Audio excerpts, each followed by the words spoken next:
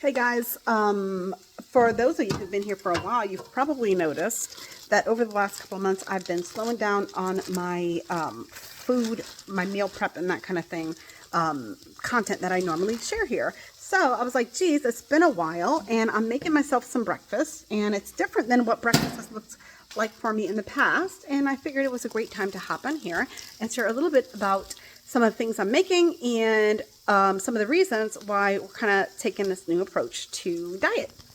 All right, so let's get to the good stuff. Here's what is cooking right now. We've got some bell pepper, onions, kale, and sausage here. And this sausage, I want to show you guys what this sausage is because it is one of those plant-based sausages that I know a lot of people know that I do a lot of plant-based meals or plant-based foods, but wanted to share a little bit more about this particular one because it's a really great alternative if you're trying to make some changes or just include some more veggies in your life.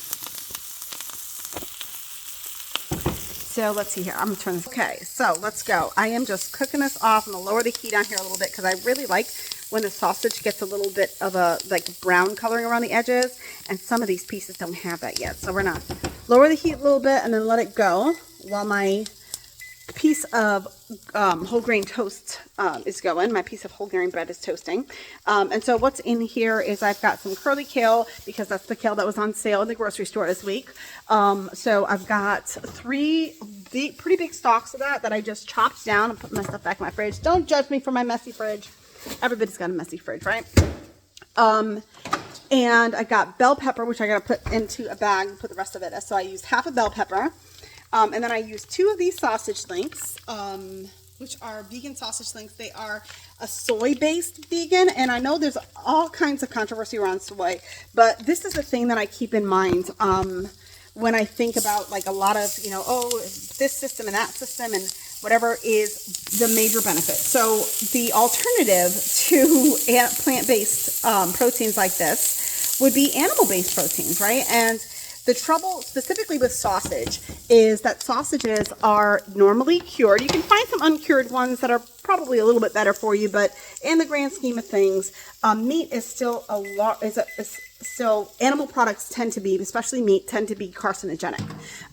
And most of them are extremely carcinogenic. And so if you are on a diet to either kind of like, or not on a diet, but trying to shift your lifestyle in order to kind of take more care of your kidneys and liver, one of the first suggestions they make is to kind of go more plant-based. And another thing is there are some types of cancers that run in families that I have recently found out that run, not recently actually, it's been a couple of years, but we've learned that Reed syndrome, which is also known as HLRCC, is a problem throughout my family, and I have already had some of the tumors. You guys probably have remembered when I talked about the tumors that were found in my uterus before I had a hysterectomy, and all those tumors were related to the cancers that come from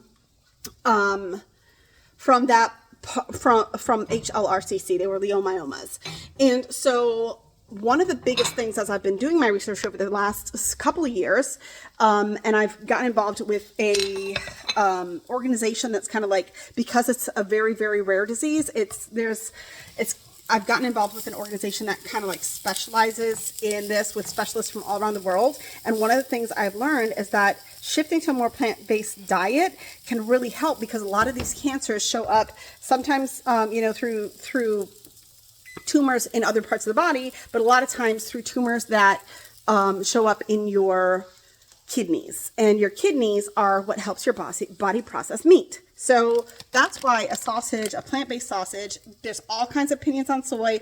So far, even post-hysterectomy with some hormone issues and stuff like that, soy is still a really great protein for me. It's one of the only plant-based proteins that has like a full amino acid profile, and also it's really, really high in protein. So for example, the serving size for these is one sausage, but I have two, like one sausage link. I have two in there because I'm going to eat them all. But it's 17 grams of protein per sausage link. So you're thinking, especially as somebody that has also shifted in the last couple of years to a very high protein diet, this is a really great option because it's really the kind of protein is a really high quality protein, and it's a ton of protein. I mean, 17 grams, that's more than you would get if you had 2 eggs. You're talking from the 2 eggs combined, 12 to 14 grams of protein. And that's what a lot of people do have for breakfast, is a couple of eggs. And so this is a great option because I'm really stuck at math, but I think it's around 28 grams of protein that you're getting just from 2 sausage links. I may not eat all of that in one sitting. It might be I might snack on it for breakfast and lunch, but between that with the kale and the onions and bell peppers, which are great for inflammation, specifically the bell peppers in the red family, so orange, yellow, and red bell peppers, they really help with inflammation because the beta carotene is it fights free radicals in the blood. And so it's a really, really great option. I would stay away from the green bell peppers because they don't help as much with inflammation, and they can kind of sometimes create more problems for you than you might need. So I tend to stick with the bell peppers in the red family.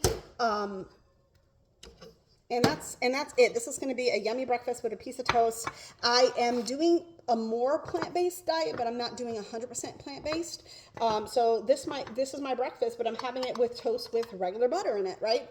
I usually try to use European butter because the fat content's a little higher, and fat helps you absorb all the nutrients and fiber from vegetables. So it is important that you add healthy fats to your diet, and so European butter is a great way to do that.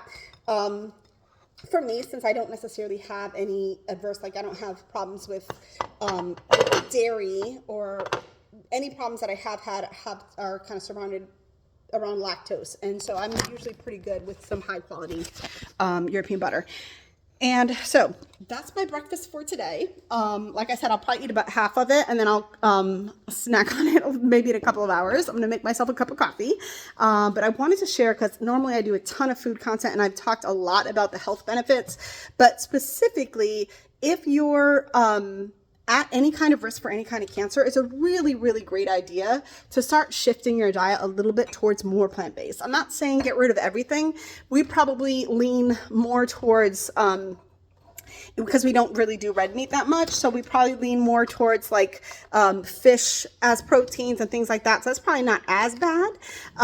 But in general, the more plants you can get in your diet, the better off you are if you have any risk for cancers and that kind of thing. I'm making my yummy coffee here today. Oh, that's another thing I'll tell you about my coffee. Ooh, I get this coffee. You guys know I always talk about VitaCup because I'm obsessed with VitaCup. It has all kinds of vitamins in it, which can help you. But this one, the specific, I just introduced my friend to it the other day, and she went and bought a box to bring home with her. But this one has some extra benefits in it to help with hydration, which normally coffee is a dehydrating drink.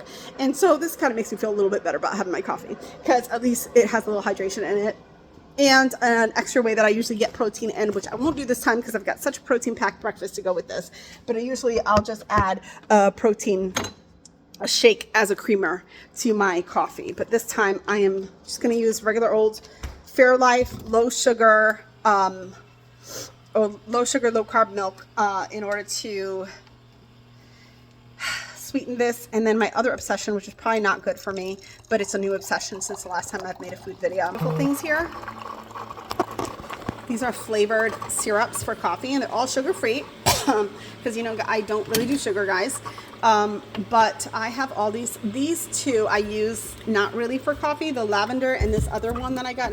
It's mermaid, but it's got like, here we go. It's got citrus, coconut, and pineapple. I use these in seltzer, so it kind of gives me that, like, I fake out that I'm having coffee. But this one, the cinnamon, cupcake, tiramisu, and these thin s'mores or whatever. These Mateo's is a really great brand for these. I'm obsessed with them. So my new jam, the most recent one I got, which I'll dump in here because I'm obsessed, is this cinnamon dolce one. It's so yummy. And since I'm really focused on not having sugar, that's a nice little way for me to sweeten my coffee and give a little flavor to something that, would normally be full of sweets. The protein shake that I use when I don't do this is also sugar-free or low sugar. I use a couple of brands that I've tried to use. Premier is the most affordable one. It's not my favorite, but I can usually find it everywhere and it's pretty affordable. So that's a good one. Or if you're kind of looking for something on the go or pretty quickly. But also there's a brand called, what is it? Iconic. Really great high quality whey protein with very minimal ingredients. And then another one that I absolutely love is OWYN. It's OWYN. Only What You Need is the acronym. And you can find those on Amazon, and sometimes you can find them in stores or specialty stores. You can't really find them that often in stores, so I tend to kind of, you know, if I go to a store and I find something else, I'll use it. Fairlife is also good. It's a little higher in sugar than those other options. But again, great options if you're just trying to get some extra protein in and you're not trying to cook a whole meal. So I'll show you once again my breakfast before I call it quits. Here you go. There's my yummy protein-packed plant-based breakfast, minus the butter and the Fairlife milk and my coffee, but it will be delicious, and I am hopeful that I'll be able to more recipes with you guys, and hopefully kind of just share more of this journey as we continue working towards not producing any more tumors as part of that HLRCC diagnosis that is on one side of my family and that we've already confirmed. So that's what I'm doing.